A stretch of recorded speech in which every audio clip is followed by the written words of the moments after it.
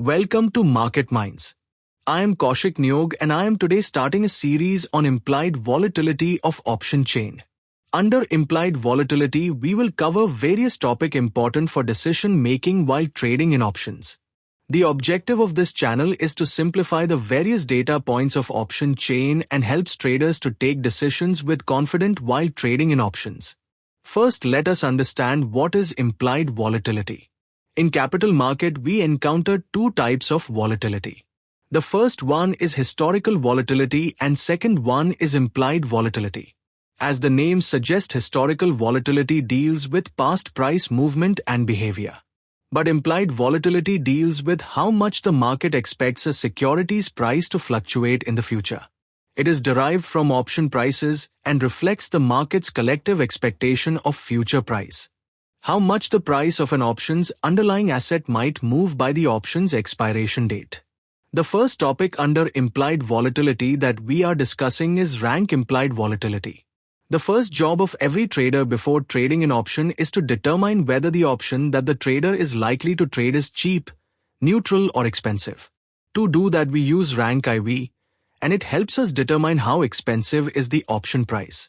It compares the current implied volatility with historical implied volatility range over a period of time. There is a formula to calculate rank IV, which is rank IV equal to current IV minus minimum IV divided by maximum IV minus minimum IV multiplied by 100. Both maximum and minimum IV are considered over a period of time.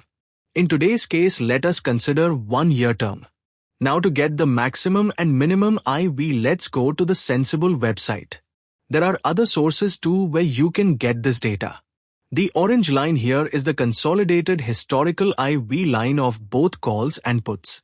Now in that line there is an extreme spike up to 48.72 in the month of April because of Trump tariff war with the rest of the world. We are going to ignore it because that spike is an anomaly. From the rest of the data, let's take maximum IV as 30.11 and minimum IV as 9.53.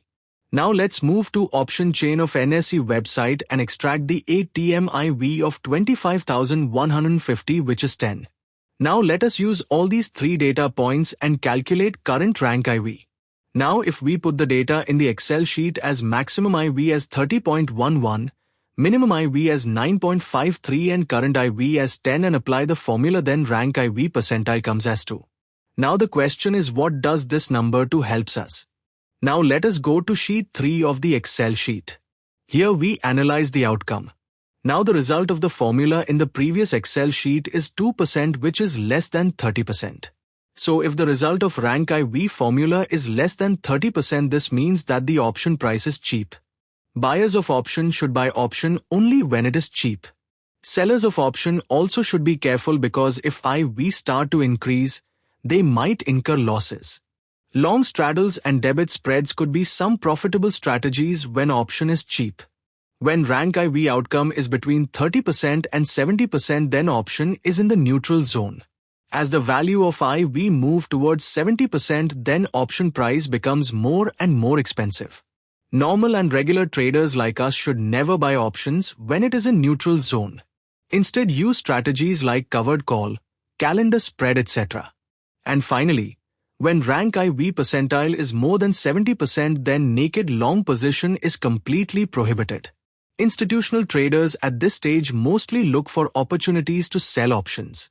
Now let us again go back to sheet 2 of the Excel sheet. We can always calculate the rank IV of the option by simply changing the value of the current IV. If we put 11 as the current IV, the rank IV comes as 7, which is very cheap.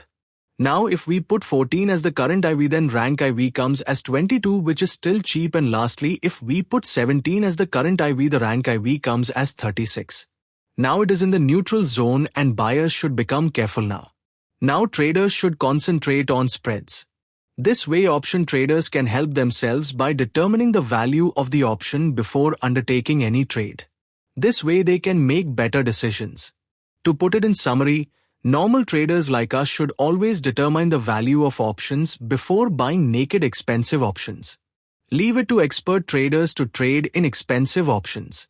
Lastly, I want to thank you for listening, and I want to mention that this video is for educational purpose, and please consult your financial advisor before taking any trade based on the concept of this video.